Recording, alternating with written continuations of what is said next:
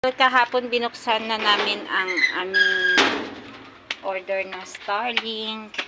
Thank you sa aking classmate na si Ronwald dahil siya yung inorderan namin. At papakita ko sa inyo guys kung saan lang ipinatong dito sa bubong namin.